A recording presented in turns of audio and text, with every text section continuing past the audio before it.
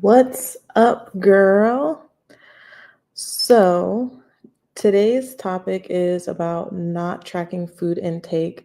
The majority of you guys are going to be watching this on replay, so give me a hashtag replay down in the comment section below. If you get any value from this, then drop a heart down in the comments below. My name is Coach Indy.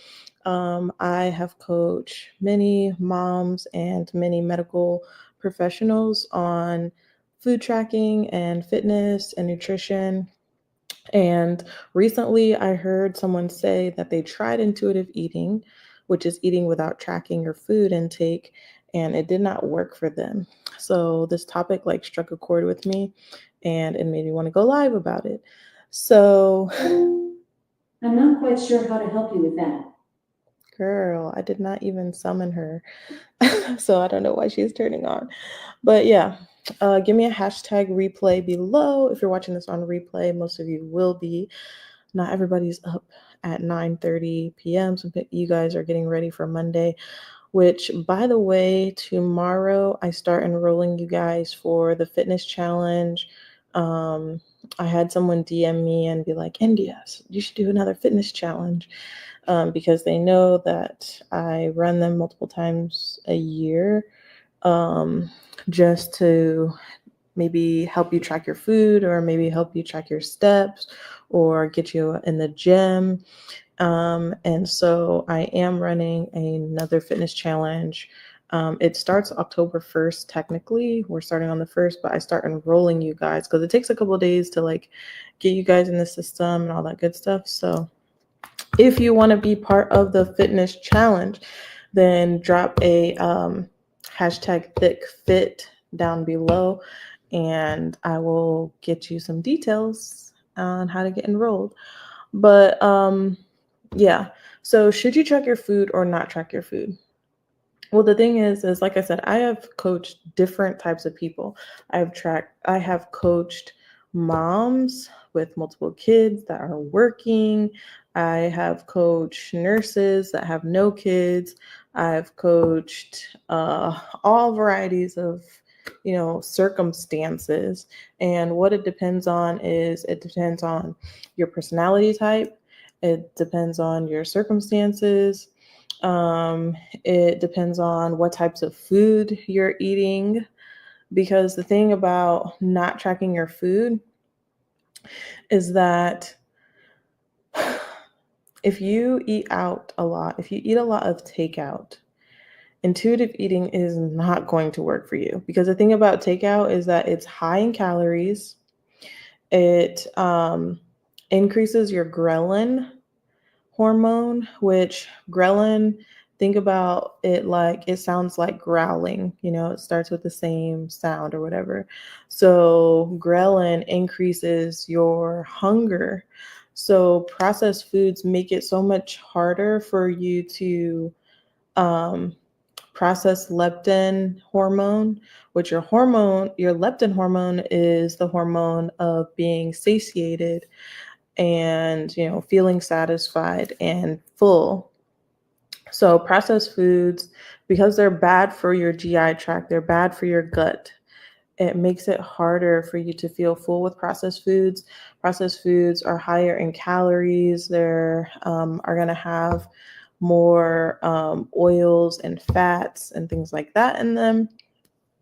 So it makes it so much harder for you to do an intuitive eating style if you're eating takeout. So it's not going to be for you if that is you. Now, what I typically do when I coach people on intuitive eating, which intuitive eating means that you're able to listen to your body, you're able to know whether you're hungry and eat, you're able to chew slower in order to listen to your body better on when you're full. So, what that means is that when you are doing that, what I do is I normally give people a list of do eat this. I don't give them a list of don't eat because with intuitive eating, it's not about restriction. It's about eating 80% healthy So where you're eating, and then 20% of the time you're allowing for fun foods. So I keep getting distracted with notifications. I'm sorry. But 80% of the time you're eating healthy, and then 20% of the time you're eating fun foods. So I give them a do eat from this list. And so it has a list of carbs, a list of proteins, a list of healthy fats. And basically, it's like, I want you to print this off, put it on your fridge, take it with you to the grocery store. I want you to highlight, circle what you do like on this list, and then eat from this list 80% of the time. And if you're eating from that list, then you're eating foods that are not processed. And when you're eating foods that aren't processed, then it's less calories. Like for instance, strawberries, or let's say, okay, a banana is only 100 calories, and that's something that's going to be on that list under healthy carbs, right? So if you're eating mostly whole foods, then it's so much easier to stay within the calorie bracket that is going to be good for your body. So if I say, hey, I want you to eat 4 proteins from this list a day, 4 carbs from this list a day, and 2 healthy fats from this list a day, and they're whole foods, then you don't have to track that, as long as the portion sizes are about the size of your palm of your hand. But the problem comes in is when a lot of times when you're coming into nutrition coaching or fitness coaching with me, a lot of times I get moms or nurses or just women in general that are like super busy, and they're stopping to go get food from the fast food places on their way home. They're just so tired. They got kids they got to put in bed, this, and this. They have a busy schedule, which is nothing wrong with eating processed foods or fun foods sometimes. It's just that when you have a goal to meet, like you want to lose 10 pounds for your vacation that's coming up, you want to lose 20 pounds for your vacation coming up, or there's some reason you just want to feel better in your clothes, you want to be able to go up the steps without getting winded, out of breath, play with your kids, this, that, and the third, you want to feel good in bed, like sexy for your significant other, there's some reason why you're trying to lose weight, then it's just a bad idea to consistently eat from those places all the time. Or another thing is knowing how to eat off of a fast food menu. So when you are, like, for instance, I have a friend that is a fitness coach, and when she goes to Chick-fil-A, she'll pick the grilled chicken instead of the breaded chicken, or she'll get a salad from Chick-fil-A. Like, there is some ways that you are able to eat off of certain fast food menus, too. Or like taking the bread off of your hamburger and just eating the protein and veggies. You know what I mean? I call that a happy burger when you pull off the bread. But anyways, my point is that I've coached people on intuitive eating, how to listen to their hunger and their fullness cues, but I've also coached people on macro as well, which is tracking your food in an app. And that works for some people. Intuitive eating works for some people. Macro and tracking your food works for some people. It just depends on what you have going on in your life, what types of foods that you're currently eating. Can you stick to meal prepping?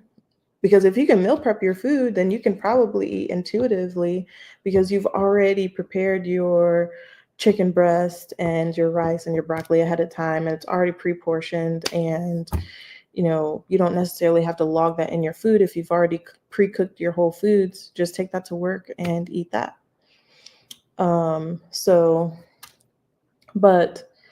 One app that, if you are going to track your foods, that I really like is called My Net Diary. Highly, highly recommend. There's so many coaches nowadays that have like an issue with the AI tracking, where like say this is my phone and you like take a picture of your plate and the AI analyzes what's on your plate and then it tracks your calories for you. A lot of fitness coaches have an issue with that, and I really don't have an issue with that. And I'll tell you why. Because the average person is not going to be a bodybuilder that needs to track their food to the absolute T. The average person just needs to become more self-aware of what they're putting in their bodies and what is in those foods. Like I was talking to my coach today, and she was telling me that when she went on her fitness journey, she didn't even know that she was drinking her calories when she went on her like when she was gaining the weight. She didn't know she was drinking her calories when she was like drinking pops and things like that. But what tracking your food does and like logging it in an app like MyFitnessPal or my personal favorite, My Net Diary, is it allows you to know what's in your foods.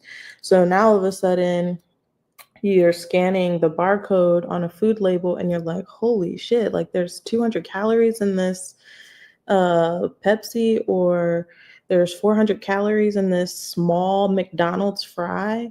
That's a lot of calories. Like 4 bananas is the exact same amount as a small McDonald's fry. That's crazy. So it allows you to be more self-aware when you are able to track your food in something like MyFitnessPal or My Net Diary. So there's pros and cons to both intuitive eating and tracking your food or your macros. And I would say with intuitive eating, you can do it more long term and it's more sustainable because you're not going to. I keep forgetting to look at this camera too. I got 2 cameras, but you're not going to be able to track your food for the rest of your life. Like, unless you're just really that disciplined or you plan on doing like a bodybuilding show or something like that, the everyday average person is not going to track their food. Every single thing that they put in their mouth, oh, I'm logging it in a phone.